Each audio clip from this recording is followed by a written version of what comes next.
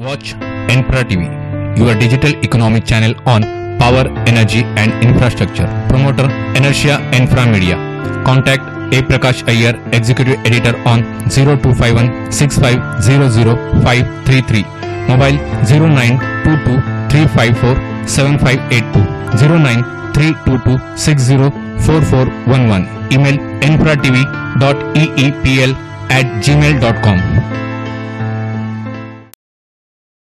मार्केनॉमी interview में आपका स्वागत है मेरे दर्शकों। मैं प्रोफेसर A.G. अय्यर, एडिटर मार्केनॉमी। आज हमारे साथ एकदम अहम हस्ती हैं जो भारत में एकदम राष्ट्रव्यापी कार्य कर रहे हैं। इस अहम हस्ती का नाम है श्री नीलेश मांडलेवाला। नीलेश मांडलेवाला जी का जितना आप इंट्रोडक्शन दे उतनी कम होगी। ये past president southern Gujarat chamber of commerce के रहे हैं। ये आजकल ट्रस्टी हैं सूरत ट्रैफिक एजुकेशन कमेटी के। उसके अलावा ये सूरत शांति समिति में भी ये मेंबर हैं। उसके अलावा परमानेंट कंसलेटर हैं लोक अदालत के। और मैं यह कहना चाहूँगा सबसे सर्वोपरि और बहुत इंपॉर्टेंट जो काम आज ये कर रहे हैं वो आज एडवाइजरी बोर्ड मेंबर हैं रेनल इंडिया फाउंडेशन के।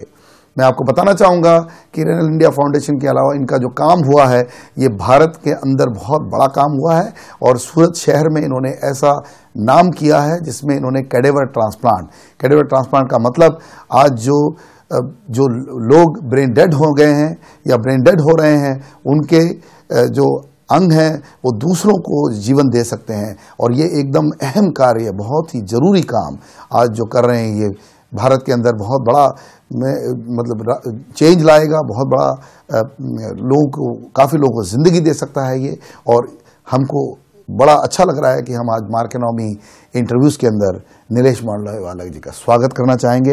Welcome to the show Nilesh भाई। Thank you sir. ये जो आपने जो कार्य किया, आपने जो इस कार्य के बारे में सोचा, बेसिकली इतना तगड़ा सोशल वर्क जिसमें हम लोगों के जीवन को एक तरफ बचाने का ही प्रयास फुल फ्लेज कर रहे हैं और नए लोगों को जीवन दे रहे हैं जो जिनके जीवन में समझिए आखिरी समय आया है लेकिन वो दूसरों को जीवन जी रहे हैं। ऐसे काम में आप इतने बड़े गठजोड़ का रूप बने हैं, तो ये आपको इसकी प्रेरणा कहाँ से आई आपको? सबसे पहले अय्यर जी 1997 में मेरे दोस्त थे डॉक्टर योगेश भाई देसाई। अनफॉर्चुनेटली आज वो हमारे बीच में नहीं है। उन्होंने मेरे को रोटरी क्लब में ज्वाइंट होने की एक प्रेरणा दी। रोटरी क्लब में मैं ज्वाइंट हुआ तभी मैंने देखा कि सूरत शहर में मेडिकल फैसिलिटी की बात करें तो हर एक चीज़ है लेकिन किडनी के लिए कुछ भी नहीं है। तो मैंने डॉक्टर योगेश भाई और हमारे दूसरे जो दोस्त थे उनके साथ बातचीत की कि हमारे यहाँ किडनी के लिए कुछ ना कुछ व्यवस्था होनी चाहिए। अनफॉर्चुनेटली हम उसमें सक्सेस नहीं हुए। 2004 में जब भी मैं चैम्बर ऑफ कॉमर्स का सेक्रेटरी था तभी इंडिया रीनल फाउंडेशन के जो चिनू भाई साहब फाउंडर चेयरमैन है वो सूरत आए थे। तो उनके साथ एक बातचीत में हमारा डिस्कशन हुआ कि ऐसी काम हम लोग किडनी के लिए कर रहे हैं। तो मैंने भी उनके साथ में बातचीत किया तभी उन्होंने मेरे को बताया कि नीलेश भाई आप हमारे साथ क्यों नहीं जुड़ते हो? आप किडनी के लिए इतना करना चाहते हो तो हमारे साथ क्यों नहीं जुड़ते हो? मैंने चिनू भाई को बताया कि सर मेरे को मालूम ही नहीं है कि इधर इंडिया रीनल फाउंडेशन की कोई एडवाइजरी बॉडी है। तो बोला कि हम लोग 3 साल से इधर सूरत में एडवाइजरी बोर्ड हमने बनाया है। अहमदाबाद, बड़ौदा, राजकोट और सूरत में ये एडवाइजरी बोर्ड काम कर रहा है जिनका जो फोकस है वो किडनी की जो फेल्योर पेशेंट है, किडनी निष्फलता के जो पेशेंट है उनकी सेवा करना उनका काम है। और किडनी को कैसे हम बचाए रखें उसके लिए वो लोग काम कर रहे थे। तो उन्होंने मेरे को इनवाइट किया इंडिया रीनल फाउंडेशन के लिए। वो जर्नी मेरी 2004-2005 से शुरू हुई। तो मुझे भी वो बोर्ड में लाया गया। तो मैंने 2005 में जब मैं बोर्ड में आया तभी मैंने पहला काम ये किया कि भाई किडनी फेल क्यों जाती है, तो अवेयरनेस, लोगों को अवेयरनेस देनी चाहिए। क्योंकि आज किडनी ऐसा ऑर्गन है वो साइलेंट किलर है। जब भी भगवान ने हर एक मनुष्य को 2 किडनी दी है उसमें से एक किडनी फेल हो जाती है तो आदमी एक किडनी पे भी, एक स्वस्थ किडनी पे भी जीवित रह सकता है, आदमी आराम से जी सकता है। लेकिन जब भी दोनों किडनी फेल हो जाती है तभी हमारे लिए डायलिसिस या तो ट्रांसप्लांट ही एक उपचार हमारे पास रहते हैं। तो जब भी मैंने ज्वाइन किया, इंडिया रिनल फाउंडेशन में बोर्ड में आया, तभी हमने पहला काम ये किया कि लोगों में अवेयरनेस लानी चाहिए कि ये किडनी क्या है, वो कैसे फेल होती है। तो उसका हमने करीबन 700 साढ़े 700 कार्यक्रम करके लोगों को किडनी का अवेयरनेस का काम हमने शुरू किया। आपको तो सन 2008 में, मैं थोड़ा आपको बीच में काटना चाहूंगा, लेकिन आपको सन 2008 में, मैं व्यूअर्स को कहना चाहूंगा कि सन 2008 में ये अवेयरनेस प्रोग्राम करने के लिए स्टेट के उस समय के गवर्नर NK शर्मा ने स्पेशल उनको नवाजा है। और इसके बारे में पूछना चाहूंगा कि ये अवेयरनेस की जो बात आई आपके यहाँ से, कि अवेयरनेस जो क्रिएट हुआ, उसके बावजूद भी जितना हमने थोड़ा आपसे समझा कि इस अवेयरनेस के बावजूद भी आज रेडीनेस ऑफ कैडेवर ट्रांसप्लांट करीब काफी कम प्रतिशत में है। तो इसके बारे में थोड़ा आप दर्शकों को बताएंगे? जरूर। उसमें क्या है कि आज लोगों को ऐसा है कि ऑर्गन डोनेशंस जो हमने अवेयरनेस का कार्यक्रम जो शुरू किए, उसके अंदर ही फिर हमने देखा कि एक हमने जीवनदान, हमारा इंडिया रिनल फाउंडेशन में हमने एक जीवनदान नाम का प्रोग्राम शुरू किया था।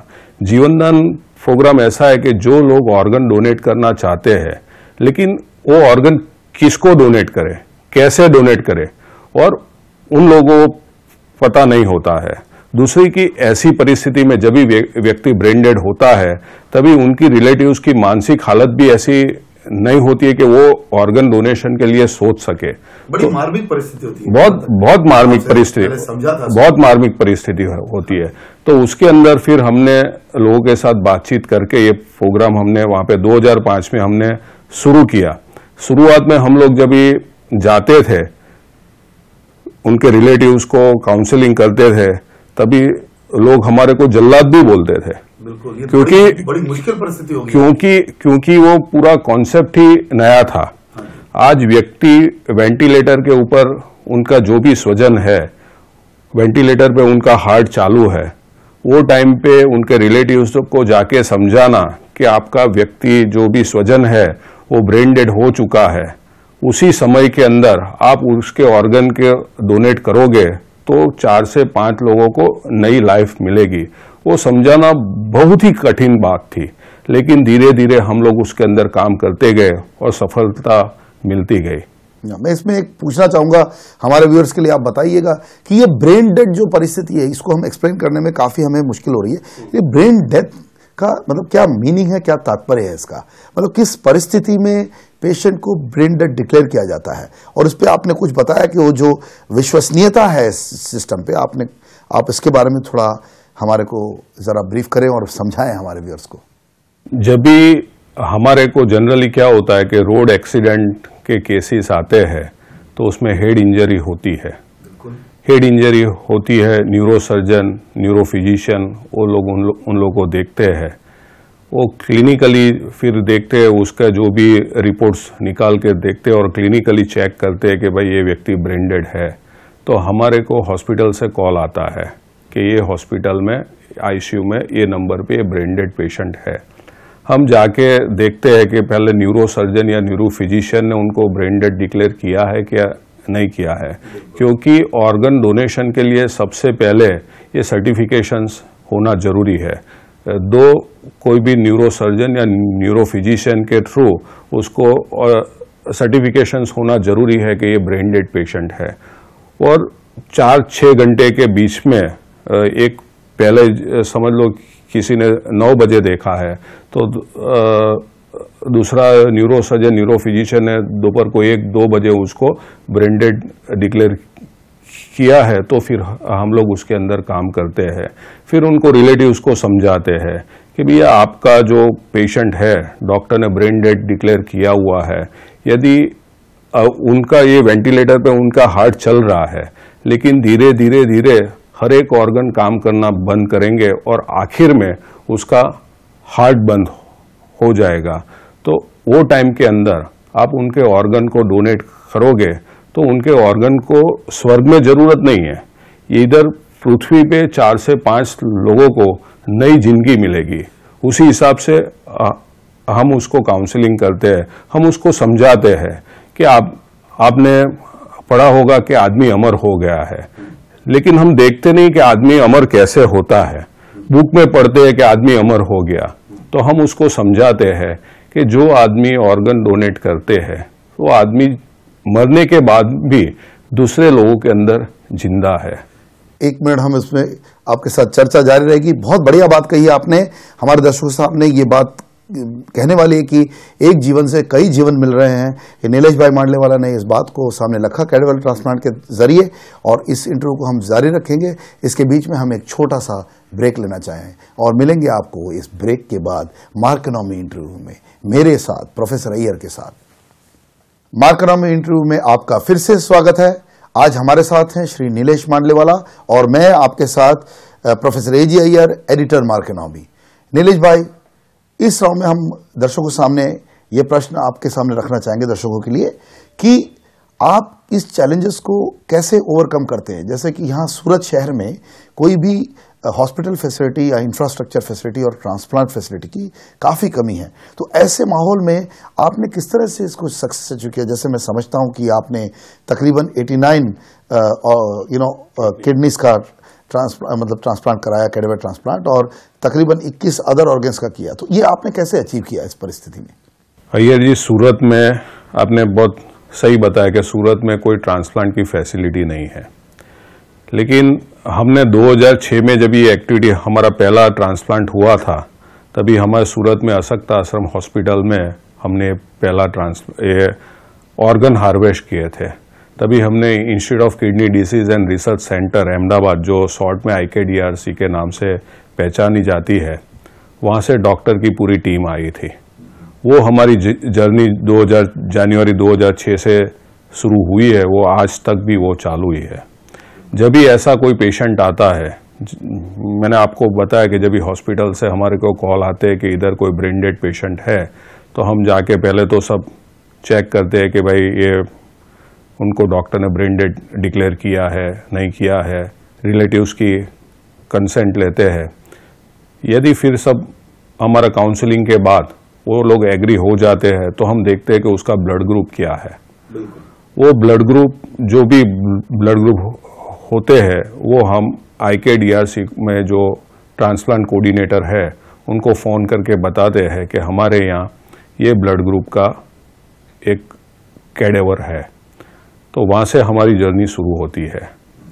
तो वहाँ से अहमदाबाद से डॉक्टर की टीम ऑर्गन हार्वेस्ट करने के लिए सूरत आती है, और हम जो भी कैडेवर डोनर है उनके जो ब्लड के सैंपल्स है वो बाय रोड हम अहमदाबाद भेजते हैं, क्योंकि ट्रांसप्लांट के अंदर जो भी है ऑर्गन हार्वेस्ट एक बार किया और उसके बाद जो ट्रांसप्लांट करते हैं उसमें समय बहुत मायने रखता है। जितने कम समय में हम ट्रांसप्लांट करते हैं उतना सक्सेस रेट बढ़ता है। तो उसी हिसाब से समय ध्यान में रखते हुए जब भी टीम आती है तो उसी हिसाब से फिर वो ट्रांसप्लांट होता है उसके अंदर। इसमें आपने मुझे जो ट्रस्ट डेफिसिट है, जो बेसिकली रिलेटिव्स, आपके जैसे कार्यकर्ता और जो समाज का है, उसके अंदर आपने एक मेरे को बताया, मतलब एक बात आप इसको व्यूअर्स को हमारे बताइए कि जो सर्टिफिकेशन का जो ड्यूअल सर्टिफिकेशन प्रोसेस है वो क्या है। मतलब आप सेकंड टाइम जब आप सर्टिफिकेशन करते हैं 6 घंटे के अंदर, जो आपने बताया, उसमें क्या है कि समझ लो न्यूरो सर्जन ये जो ब्रेन डेड डिक्लेयर करते हैं, और डॉक्टर जो भी न्यूरो सर्जन या neuro physician brain dead declare करते हैं, तो एक डॉक्टर ने ब्रेन डेड डिक्लेयर किया है वो सही है, इसीलिए दूसरे डॉक्टर वापस उसको ब्रेन डेड डिक्लेयर करते हैं। इसके मध्य कितना समय लगता है? 6 घंटा का समय लिया जाता है। और ये क्या मैंडेटरी प्रोसीजर है अब इसके अंदर? ये ब्रेन डेड डिक्लेयर करने के लिए मैंडेटरी है कि भाई 2 न्यूरो सर्जन या न्यूरो फिजिशियन को ब्रेन डेड डिक्लेयर करना जरूरी है। उसके बाद ही उसको ब्रेन डेड माना जाता है? उसके बाद ही ब्रेन डेड उसको माना जाता है, और उसके बाद ही हम लोग उसके साथ काउंसलिंग करते हैं, और काउंसलिंग करके जो भी रिलेटिव्स को हम लोग उसके अंदर समझाते हैं। और अगर आपके सामने कुछ, मैंने ऐसा देखा है कि मेडिको लीगल केसेस आ जाते हैं, तो ऐसे केसेस को आप कैसे हैंडल करते हैं? ये चैलेंज कैसे आप ओवरकम करते हैं? ये जो आपने बताया ना, वो बहुत क्योंकि ज़्यादातर जो केस आते हैं वो रोड एक्सीडेंट के आते हैं, तो उसके अंदर मेडिको लीगल MLC होता ही है।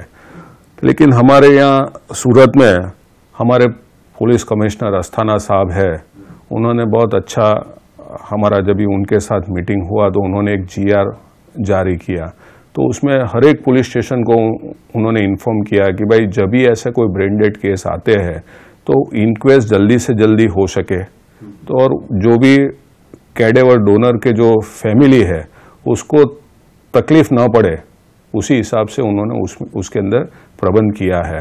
और अभी हमारे गुजरात के अंदर एक ये भी बन रहा है, ऑर्गन डोनेशन के लिए एक पॉलिसी भी बन रही है। उसमें हमने गवर्नमेंट ऑफ गुजरात को भी ये GR की कॉपी दी हुई है कि गुजरात, हमारे सूरत में ये GR जो जारी किया गया है पुलिस कमिश्नर द्वारा, तो वो GR पूरे गुजरात के लिए भी जारी किया जाए।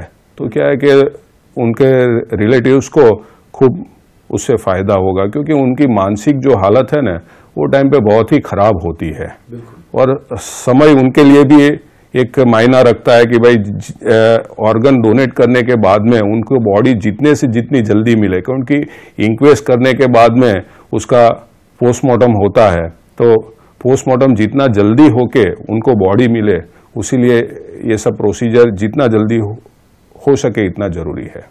बहुत बढ़िया।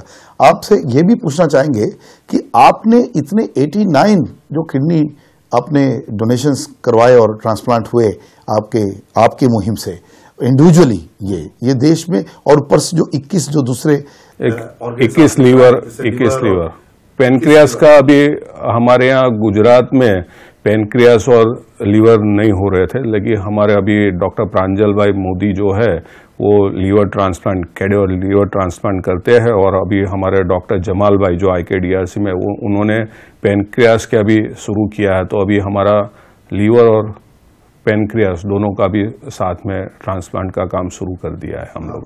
इसका मतलब स्केल मैं दर्शकों को समझाना चाहूंगा, जैसे कि महाराष्ट्र में सन 2012 में टोटल 70 ट्रांसप्लांट हुए, उसमें से 49 किडनी ट्रांसप्लांट हुए और बाकी ऑर्गन्स के ट्रांसप्लांट हुए।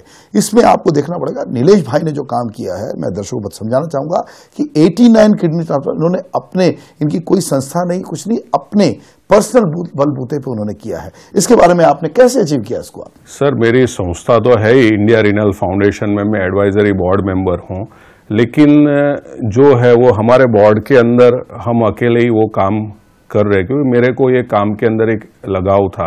मैं मानता हूं कि आदमी खुद के लिए तो जीता ही है, लेकिन दूसरे के लिए भी जीना चाहिए। और आज हमारे भारत भर में हम देखें तो किडनी फेलियर के जो पेशेंट है उसकी संख्या में बढ़ोतरी हो रही है। आज 15 से 20 लाख किडनी फेलियर पेशेंट है, और हर साल उसमें 1.5 से 2 लाख की बढ़ोतरी हो रही है। तो मैं मानता हूं कि क्या उन लोगों को जीने का अधिकार नहीं है? किडनी में तो एक डायलिसिस भी एक उपचार है, हालांकि लीवर में तो वो भी उपचार नहीं है। जो एंड स्टेज लीवर फेलियर के पेशेंट रहते हैं तो उसको जीने का अधिकार नहीं है।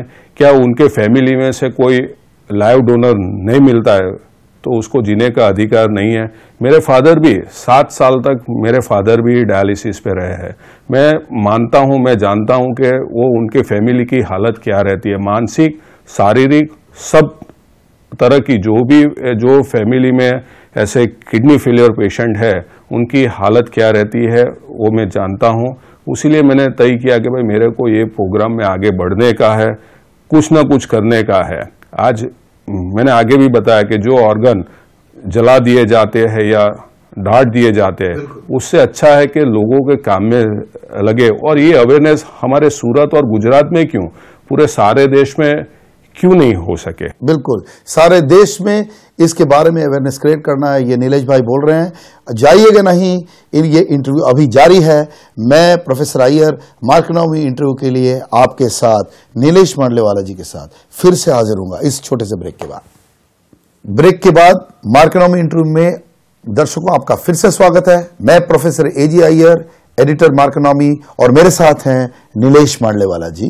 और नीलेश मांडलेवाला जी से मैं बिफोर मैं उनसे अगले सवाल पूछने से पहले मैं आप दर्शकों को एक बात समझाना चाहूंगा कि ये भारत देश एकमात्र देश है इन द एशियन रीजन, या और भी देश है, लेकिन भारत देश में एक कानून बना हुआ है उसको बोलते हैं THO एक्ट 1994, और ये एक्ट है transplantation of human organs act, जिससे कि ब्रेन डेड पेशेंट से कैडेवर ट्रांसप्लांट संभव हो सके। ये एक्ट इस देश में है। और ये एक्ट के होते हुए मैं नीरज भाई को पूछना चाहूंगा कि क्या मतलब अब भी हम अपने रिलीजियस बिलीफ्स और बाकी बिलीफ्स, कानूनी तो बिल्कुल आ गया है, ये तय हो चुका है कि ये बिल्कुल फीजिबल है और ये बिल्कुल कानूनी एक्टिविटी है और बिल्कुल जरूरी कायदे में सोशल एक्टिविटी है, तो इसके अंदर फिर भी आपको एक तरह से रिलीजियस बिलीफ्स और हमारे अपने खुद रूढ़िवादी विश्वास होंगे और कुछ हमारे पुराने विश्वास होंगे, लेकिन हम ये मॉडर्न साइंस में और आज जीवन देने की जो प्रक्रिया कर रहे हैं, इसमें क्या हमें फिर भी चैलेंजेस हैं? आप इसमें कुछ लाइट रोशनी थ्रो करना चाहेंगे अपने व्यूअर्स के लिए? अय्यर जी, आपने बताया कि यह कैसे होता है। मैं आपको रिलीजियस गुरु की आपने बात की, तो मैं आपको 2 एग्जाम्पल देना चाहूँगा। 2006 और 2010 या 11 हमारे पास 2 केस ऐसे ब्रेंडेड आए थे। 2006 में मई महीने के अंदर एक केस था, उसमें एक 4.5 साल का बच्चे का रोड एक्सीडेंट के अंदर ब्रेंडेड हुआ था। वो हमारे सूरत के जानीते एडवोकेट है जसवंत भाई पटेल, उसका बेटा कृषांक करके था। तो महावीर हॉस्पिटल में वो केस था। जब भी हमने उनके पेरेंट्स के साथ, कृषांक के पेरेंट्स जो जसवंत भाई के साथ हमने काउंसलिंग किया और हमने बताया कि ये जो ऑर्गन है, तो आपका बेटा जब भी ब्रेंडेड हो चुका है तो आप उसका ऑर्गन डोनेट करेंगे तो 4-5 लोगों को नई लाइफ मिलेगी।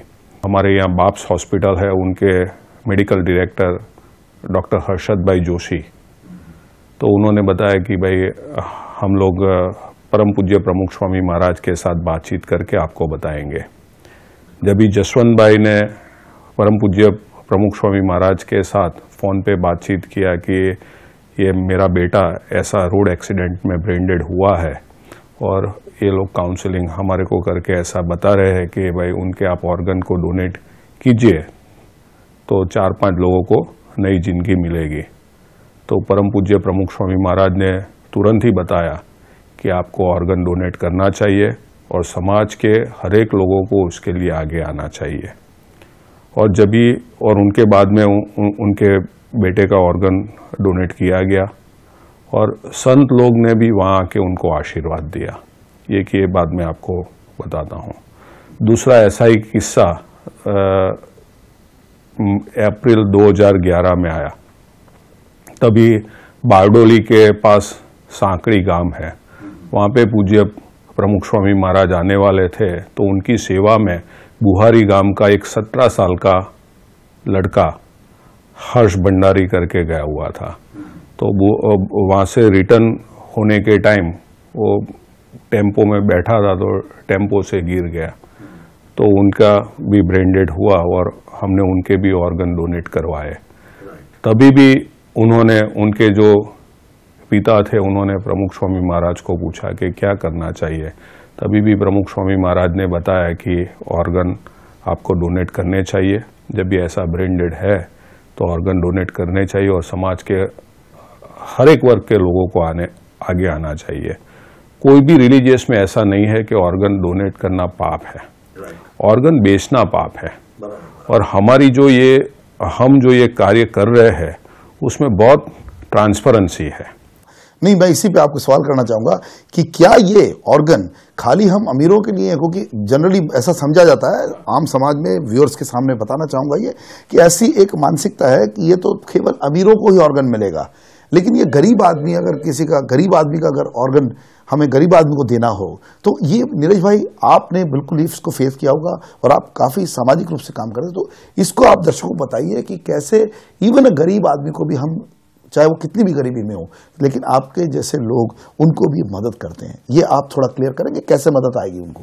अय्यर जी, आपका प्रश्न बहुत अच्छा है और आपको दर्शकों को मैं बताऊंगा कि जब भी हमारे पास ये ऑर्गन आते हैं, जब ये कोई ऐसा ब्रेंडेड पेशेंट आते हैं, तो हम पहले IKDRC अहमदाबाद को बात करते हैं कि भाई आप हमारे यहाँ सूरत में ऐसे ऐसे एक ब्रेंडेड पेशेंट है और ये ब्लड ग्रुप का, समझ लो B पॉजिटिव ब्लड ग्रुप का पेशेंट हमारे पास में है। तो IKDRC में एक कमेटी है, वो कमेटी के पास पूरे बी पॉजिटिव के कितने वेटिंग लिस्ट में नाम है वो उनके पास रहते हैं। वो कमिटी बैठ के देखती है कि भाई अभी ये पेशेंट है तो उसका क्राइटेरिया क्या है। क्राइटेरिया में वो लोग क्या देखते हैं कि वो आदमी जो भी जिन्होंने नाम रजिस्टर्ड करवाया है वो कितने टाइम से डायलिसिस पे है, उनके ऊपर कितने लोगों कमाने वाला है नहीं कमाने वाला है, उसके ऊपर कितने लोग निर्भर है। समझ लो कोई छोटी उम्र का व्यक्ति है और उसके पीछे 2-4 लोग उसकी कमाई के ऊपर निर्भर है, वो सब देखते हैं।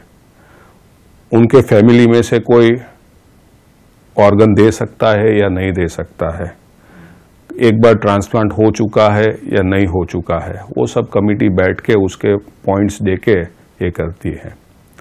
मैं आपको बताना चाहूँगा कि हमारा जो ऑर्गन हमने अभी तक सूरत से हमारे थ्रू 89 किडनी गई है और 21 टोटली लीवर गए, तो उसमें से एक लीवर एक 16 साल के लड़के को दिया गया। वो 16 साल के लड़के को दिया, उसके फादर लुहारी काम करते थे और वो इतना पैसा ट्रांसप्लांट के पीछे खर्च भी नहीं कर सकते थे, तो वो उनको IKDS में उनको फ्री ऑफ कॉस्ट किया गया। मतलब आपका कहना है कि गरीब को भी मिलता है, इस तरीके से बिल्कुल सही तरीके से ट्रांसपेरेंट रूप से उसको भी हेल्प मिलेगी। बाकायदा वो आपका जो सिस्टम है उसमें जितनी वेट लिस्ट है उसके हिसाब से चलता है, पर हर गरीब आदमी को भी इसमें हेल्प मिल रहा है। ऐसा नहीं कि अमीरों को नहीं, हमने जो किडनी भी दी है वो किडनी भी 11 साल के बच्चे में भी लगी हुई, जिनके फादर 100 रुपया हर रोज कमाते हैं, ऐसे भी बच्चे को हमारे यहाँ से किडनी उसको मिली हुई है। ये खूब ट्रांसपेरेंट से काम होता है, इसके अंदर किसी की लागवक भी नहीं चलती है। मैंने आपको बताया कि मैंने मेरे फादर डायलिसिस पे थे, फिर भी मैंने वो उनका नाम रजिस्टर नहीं करवाया था क्योंकि मेरे फादर की एज 70 साल की थी जब ये डायलिसिस शुरू हुआ, तभी उसके ऊपर कोई लोग निर्भर नहीं थे। तो मैं ऐसा सोचता था कि भाई उससे अच्छा है मेरे फादर को वो किडनी मिले, उससे अच्छा है कोई 25-30 साल या 35 साल को कोई किसी भी आदमी को वो किडनी मिलेगी तो उनके पीछे वाले लोगों को फायदा होगा। बहुत अच्छे विचार आपके, बहुत बढ़िया विचार इस इंटरव्यू में। और दूसरा मैं एक बात बताना चाहूंगा कि ट्रांसपेरेंसी सिस्टम ऐसी है कि हम लोग किडनी जब भी ट्रांसप्लांट हो जाती है दूसरे दिन हम न्यूज़पेपर में पब्लिश करते हैं कि ये किडनी किसको दी गई है, और ये किडनी सिर्फ गुजरात के लोगों को नहीं मिली है, ये किडनी जयपुर के लोगों को भी मिली है, उत्तराखंड के लोगों को भी मिले, पूरे भारत भर के लोगों को भी किडनी दी गई है। मतलब नीलेश भाई आपके कार्य से पूरे देश को प्रभाव हुआ और आपने जो कार्य किया वो दूसरे राज्यों में भी इसका फायदा हुआ, ये बहुत बढ़िया बात है। मैं एक पूछना चाहूंगा कि आपको ये महर्षि दधीची अवार्ड मिला था, तो ये आपको मतलब ये अवार्ड का क्या मतलब, इसका कितना वेटेज है और ये क्या कारण से आपको ये अवार्ड मिला था? ये महर्षि दधीची अवार्ड ये IKDRC जो institute of kidney disease and research centre है उन्होंने ये अवार्ड निकाला है। ये अवार्ड में जो महर्षि दधीची जो ऋषि थे उन्होंने पूरा शरीर अपना डोनेट किया हुआ है, तो उसके नाम से कि जो लोग ये ऑर्गन डोनेशन की एक्टिविटी में लगे हुए हैं, जो समाज सोसाइटी में निस्वार्थ सेवा से काम कर रहे हैं, उनके लिए ये अवार्ड उन लोगों ने निकाला। उसमें 1 लाख रुपीस कैश प्राइज और साइटेशन वो वहाँ से देते हैं। तो पहला अवार्ड मिला था डॉक्टर प्रांजल मोदी जो IKDRC की है, उसको दिया गया था, और 2008 में और 2009 में वो award as a social worker मेरे को दिया गया था। वो मैंने तो क्योंकि वापस वो जो भी मेरे को कैश प्राइज मिला हुआ था उसमें मैंने पैसा जमा करके वहाँ IKDRC किडनी फेलियर जो पेशेंट थे उनके लिए ही मैंने वो पैसा भी उसी टाइम पे दे दिया था।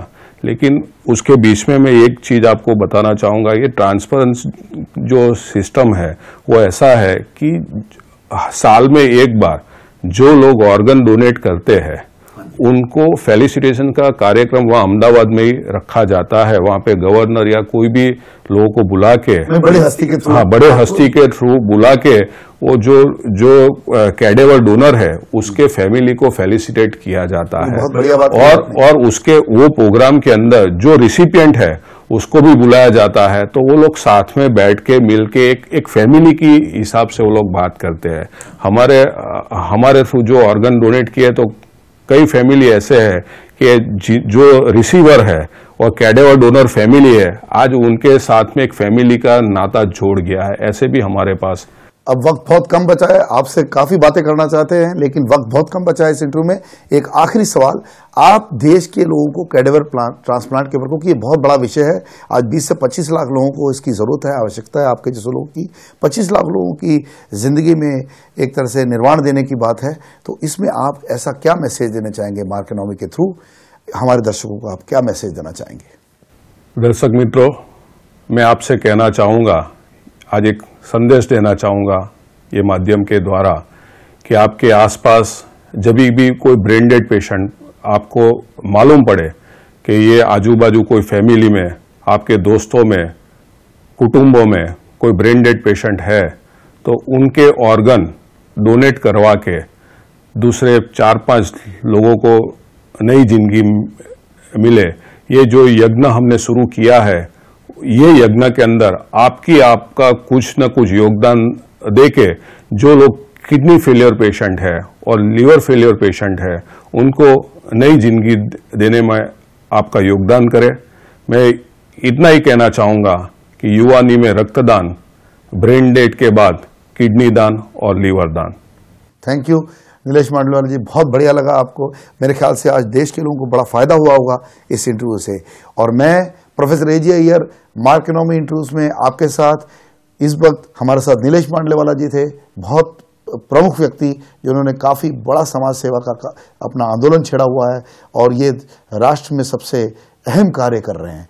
अगली बार हम आपके साथ किसी और बड़ी हस्ती के साथ अगले इंटरव्यू में आपसे मिलेंगे और खुदा हाफिज, शब्बा खैर, नमस्कार। मैं फिर से आपको इस चैनल में मार्केनोमी इंटरव्यूज में मिलूंगा। नमस्कार। नमस्कार दर्शक मित्रों।